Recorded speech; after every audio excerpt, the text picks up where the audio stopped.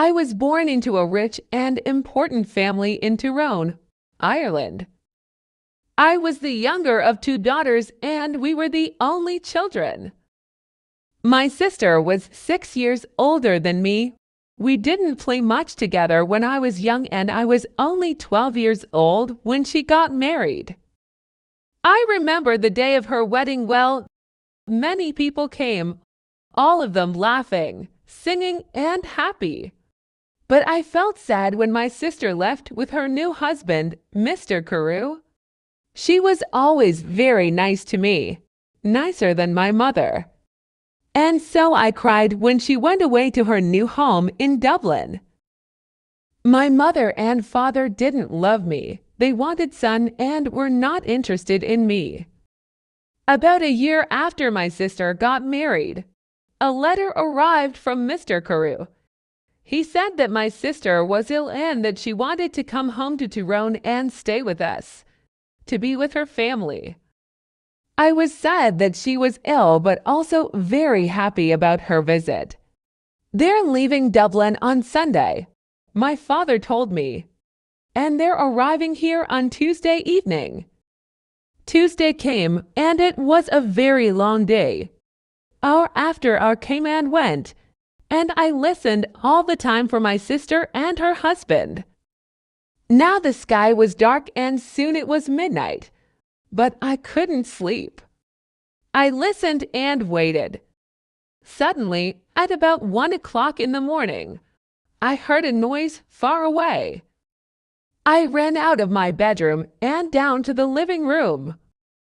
"They're here! They're here!" I called to my father, and we quickly opened the front door to see better. We waited there for a few minutes and we heard the noise again, somebody crying far away in the night. But we saw nothing. There were no lights and no people there. We went outside, waiting to say hello and to help my sister with her bags. But nobody was there. Nobody came. I looked at my father and he looked at me. We didn't understand. "I know I heard a noise," he said. "Yes," I answered. "I heard it too, father. But where are they?" We went back into the house without another word. We were suddenly afraid. The next day a man arrived and told us that my sister was dead. On Sunday she felt very ill. On Monday she was worse, and on Tuesday, at about 1 o'clock in the morning, she died. At the same time that we were outside the house, in the night, waiting for her. I never forgot that night. For the next 2 years I was very sad. You could say that I stopped living. I didn't want to do anything or speak to anyone. Mr. Carew soon married another young woman in Dublin, and I felt angry that he forgot my sister so quickly.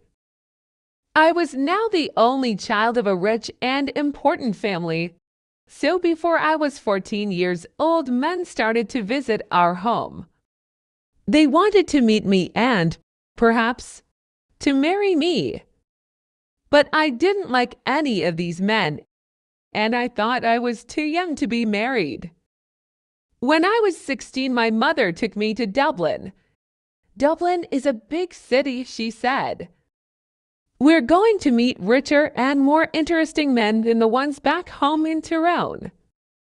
We can easily find you a good husband in Dublin." In Dublin, I began to be happier. I met a lot of friendly people and I went dancing every evening. A lot of young men came to speak to me and asked me to dance. I liked talking to them. I started to live and laugh again, and I didn't think about my dead sister all the time. But my mother was not so happy. She wanted me to find a husband quickly. One night before I went to bed, she came into my room and said, "Do you know Lord Glenfallen?" "Oh, yes," I answered. "He's that ugly old man from Cahergillig." He's not ugly and he's not old, Fanny, my mother said quickly. He's from a very rich and important family, too, and he wants to marry you. He loves you. Loves me, wants to marry me. But he's making a mistake, Mother. I said, I don't love him. I can't marry somebody I don't love. Think about it, Fanny, my mother answered quietly. He's a good man and he wants to marry you. You're a very lucky young woman. My mother left the room and I sat quietly for a long time. Lord Glenfallen was a nice, friendly man, I thought. I didn't love him, no, but I did like him. He always talked about interesting things. I never felt happy at home with my mother and father, but I always felt better when I talked to him. The next morning when I saw my mother, I said only one word. Yes. Lord Glenfallen and I got married the next spring. And 2 days after our wedding, we said goodbye to my family and left Tyrone. 3 days later, we arrived in Cahergillig, and I saw my husband's beautiful house for the first time. It was near a river, and there were many trees and flowers in the garden. Birds sang in the trees, and the sky was blue. I stood next to him and looked at it all, and I left very, very happy. Come, my love, said my husband. You must come in and meet Martha. She cooks and cleans and knows everything about the house. So we went into the house and I met Martha, a friendly old woman with smiling blue eyes. She showed me round the house. Suddenly I felt excited to be there. It was a very happy place. Women sang in the kitchen. Men built fires in the living room, and there were dogs and cats everywhere. Come with me now, madam, said Martha, and look at your bedroom. Then we can take up your bags and you can wash before dinner. I followed her and soon we arrived at a big brown door. This is your room, she said, and she opened the door. I stood and looked, suddenly cold with fear. In front of me stood something big and black. I didn't know what it was. I thought it was an old coat, but without anybody inside it. I jumped back quickly, very afraid, and moved away from the door. Is something wrong, madam? Martha asked me. Nothing. Perhaps it's nothing, I answered quickly. But I thought I saw something in there. I thought I saw a big black coat there when you opened the door. Martha's face went white with fear. What's wrong? I asked her. Now you looked frightened.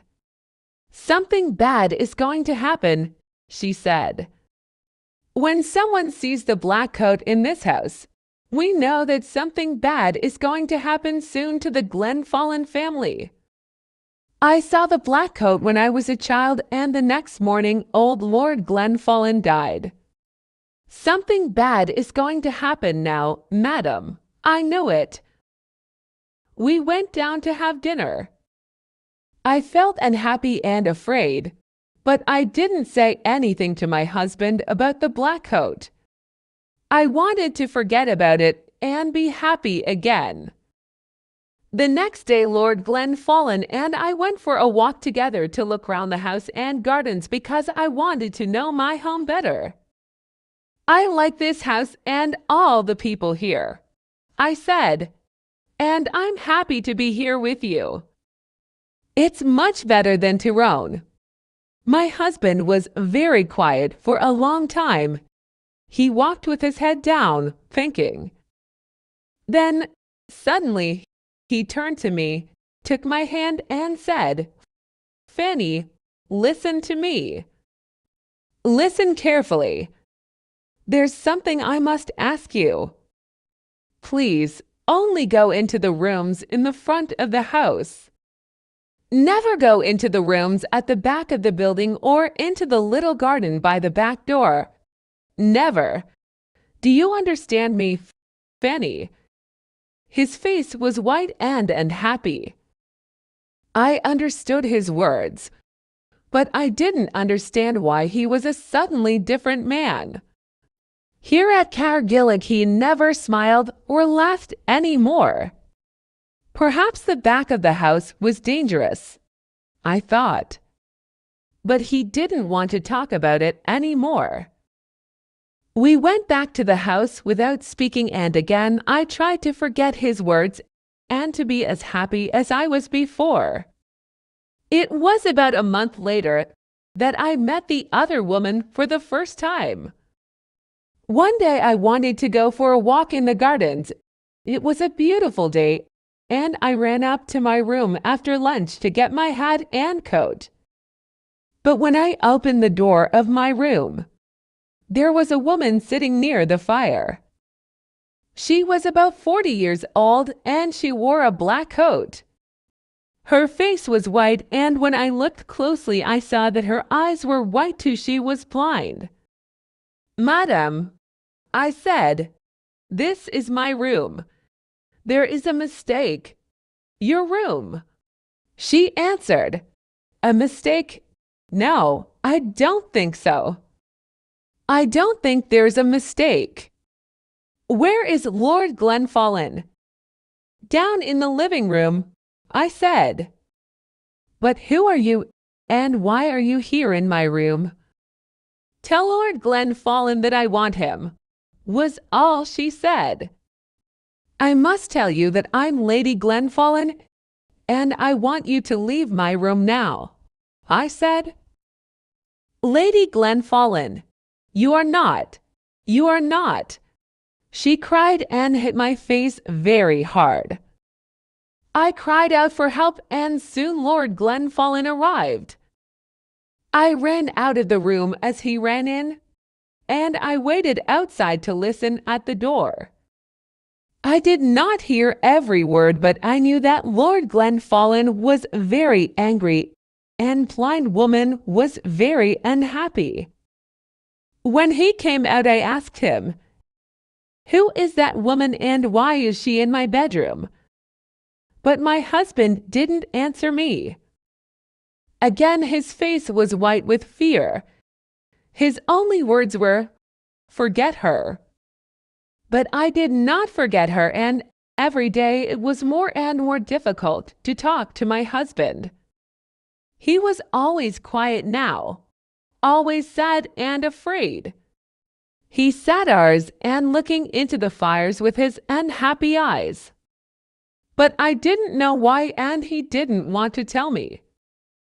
One morning after breakfast, Lord Glenfallen suddenly said, "I have the answer.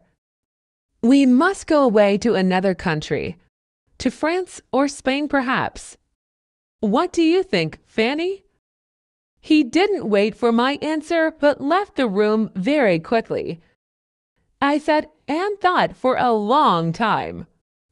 Why must we leave Cargillick? I didn't understand. And I didn't want to go too far away from my mother and father in Tyrone. They were old now, and my father was sometimes ill. They didn't love me very much, but I wanted to be near them. I thought about it all day, and I didn't know what to say to my husband when he arrived back in the evening and came in to dinner. I said nothing. After dinner I was very tired, and I went up to my bedroom early. I wanted to have a good night's sleep and think about it all again the next day. I closed my eyes and went to sleep. But I did not sleep well because I dreamed of the black coat. Suddenly I woke up. Everything was dark and very quiet, but somebody was at the end of my bed. There was a hand with a light, and behind the light was the blind woman. She had a knife in her other hand. I tried to get out of bed and run to the door, but she stopped me. "If you want to live, don't move," she said. "Tell me one thing. Did Lord Glenfallen marry you?" "Yes, he did," I answered. "He married me in front of 100 people." "Well, that's sad," she said, "because I don't think he told you that he had a wife." "Emmy, I am his wife, not you, young woman. You must leave this house tomorrow, because if you stay in here, you see this knife. I am going to kill you with it." Then she left room without a sound. I didn't sleep again that night. When morning came, I told my husband everything. "Who is the blind woman?" I asked him. "She told me last night that she is your wife, that I'm not your wife." "Did you go into the rooms at the back of the house?" asked my husband angrily. "I told you that you must never go there." "But I didn't," I answered. "I was in my bed all night." She came to me. "Please tell me what is happening." My husband's face was white again now, and he didn't speak for a long time. Then he said, "No, she is not my wife. You are. Don't listen to her. She doesn't know what is saying," and he left the room. I ran to find Martha. I didn't like this house anymore. My husband was a difficult man, and I didn't understand him. Who was the blind woman? I wanted to know everything. "Don't cry, madam," said Martha when I found her. "Sit down and listen to me. What I am going to tell you is not very nice. The blind woman, the woman in the black coat, is dead. You saw her ghost. She was married to your husband, and she was Lady Glenfallen. Nobody knows how she died. Her bedroom was at the back of the house. Somebody saw your husband with a knife in his hand on the night she died. But did he kill her? Nobody knows. When we found her, the knife was on the floor next to her and her eyes. Somebody cut her eyes out after she died. Perhaps he didn't want her to see his other women, his next wife, you." I didn't wait to speak to my husband again. I left that day. I was too afraid to stay another minute at Cargillig. I knew that blind woman was going to come back again and kill me. I said goodbye to Martha, took my bags, and told my driver to take me back to Tyrone. I am happy living here with my mother and father now.